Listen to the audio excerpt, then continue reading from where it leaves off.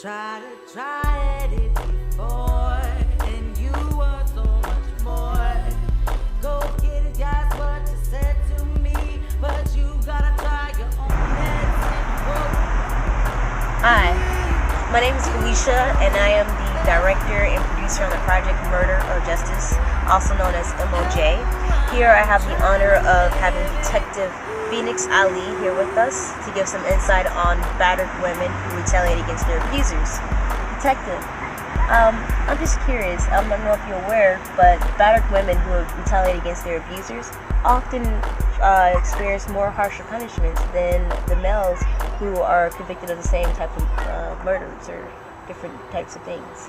Well, most battered women are in a relationship with somebody for a very long time. It's like nothing that just happened overnight. They've been taking this abuse for years, and it builds up, and then they take it out on the aggressor. But they could have left at any point in time in between then, or made arrangements. We have battered women shelters, we have hotlines, we have new laws against domestic violence. I mean, there's so many other avenues you can take than to take that final step, the one that you can never bring back. But it is unfair to a certain degree because women do receive harsher sentences than men. But I think it's only because the reason that the law looks at it like you could have walked away. So you're saying that the reason why battered women do receive harsher punishments is because, in the perspective of the law and of the public, the women could have walked away? Yes. And is it also because of the documentation is important for women to have that documentation? Of course. I mean, the more police calls that you make, the more. But at the same time, they're going to say, why do you keep going back? If we come and remove you, the man, from the situation that's causing the harm to the family, and then you let him come back into the situation thinking that everything's going to be okay without proper counseling and without, dealing with all the steps that need to be taken care of, because most abusers are always going to be abusers. It's not going to change. So if they don't change their location, they don't change their habits, then you get the same result every time.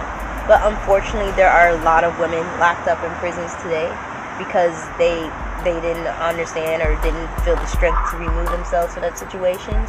And for that, I'm working on this project so that I can get fair representation, or at least some kind of understanding of how a woman can at least get equal or lesser punishments. I think the sentencing is a little harsh for women.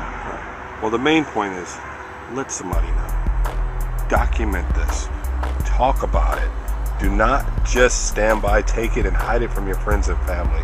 Because when it comes time for somebody to really know what's going on in your house, they're going to look and say, well, I thought they were such a happy family. I never saw any problems.